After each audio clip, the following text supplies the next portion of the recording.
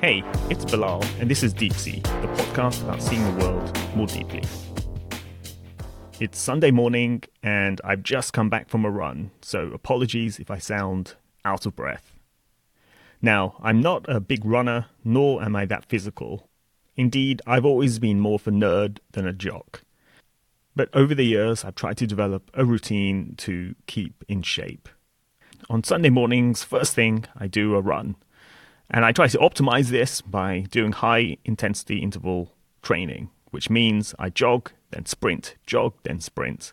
The reason I do this is that there's a lot of evidence that suggests that for maximum health impact, you should try to expose your body to a wide variation in activity rather than something that's steady. The other parts of my physical routine are that on Saturdays, again, on the weekend, which is easier for me, I do some weight training, which encompasses doing deadlifts, squats, and sit-ups. And the reason I focus on deadlifts and squats, which really work your leg muscles, is that the leg muscles often are neglected. And again, there's a lot of evidence to suggest that as you age, it's your leg muscles that really start to deteriorate. And so you need to make sure they stay healthy. Then outside of that, I have a very short daily routine, which I do first thing when I wake up, which I've talked about in the past before, which encompasses 1 or 2 push-ups, 1 or 2 sit-ups, 1 or 2 squats, and a yoga sun salutation. The reason I do such a small amount of repetitions is that from a psychological perspective, I know I will always do it no matter where I am. If I do more, that's an added bonus. Now, as I said earlier, I'm more on the nerd side than on the jock side, which means that I'm overeducated. I've tended to value my intellect a lot more than anything else.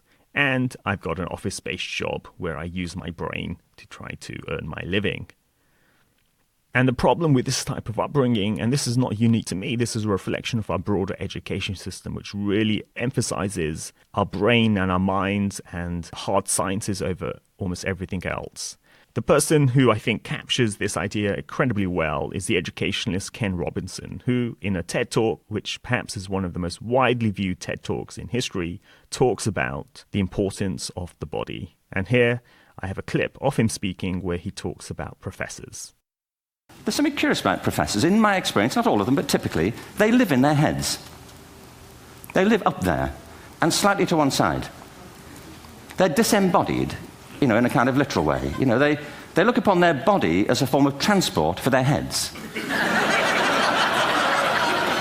It's... Don't they? It's a way of getting their head to meetings.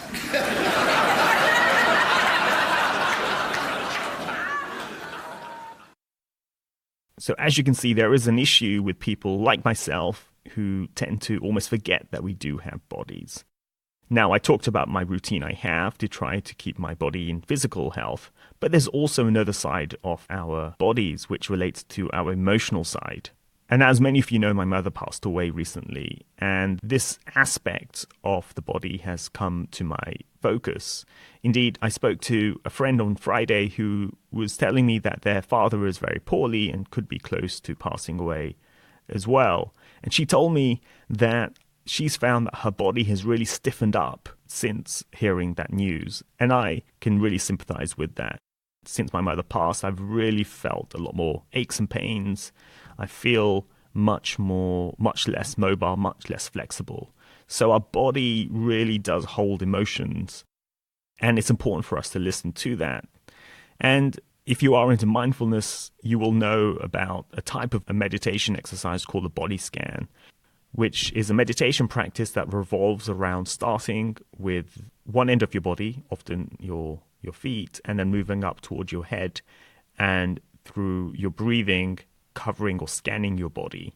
And in this way, it reminds you, first of all, that you do have a body, but it also allows you to reflect on where you are holding aches and pains in your body. And that in itself could unlock certain emotional blocks that you may have. A simple way of thinking about how the body relates to emotions is simply to think about the situation. It could be when you're at work, or could be in family settings, or could be in public, where your body starts to tense up. It could be because you're nervous, you're presenting to somebody. It could be because you're in a situation with people who you don't like, but you feel something quite visceral and quite physical when you are in that company. So if that happens frequently, that tensing up of your body will start to remain in your body. So your shoulders may always be tense and ache. And so that tells you there's a direct link between how you feel about situations and how your body will then start to evolve. And another way our body affects our overall being is the research we're seeing around gut bacteria. So this is the idea that in our guts, that's our intestines, our stomachs, and so on, we have healthy bacteria, good bacteria, and bad bacteria. And the balance between the two is incredibly important towards the functioning of our body from a physical perspective, but also for our moods as well. There's been some interesting experimental research which shows that if you transfer the gut bacteria of depressed people to mice, those mice then also become depressed too. And so it's really important then to eat healthy food. And by healthy, it just means using your common sense. Eat veg, stay away from refined and overly processed foods, stay away from junk food, make sure you have fibrous and nutritious food. So if there is a lesson in all of this, it is that it's important, of course, to develop your mind, but by doing so, you shouldn't forget that you have a body too. It's important to exercise the body, feed it well, and also to listen to it too. Thanks for listening. You can follow me on Twitter. My handle is @BilalHafiz123. You can also follow me on Facebook or LinkedIn, or my blog, bilalhafiz.com. For my research work, you can go to macrohive.com. I'll be back soon, so tune in then.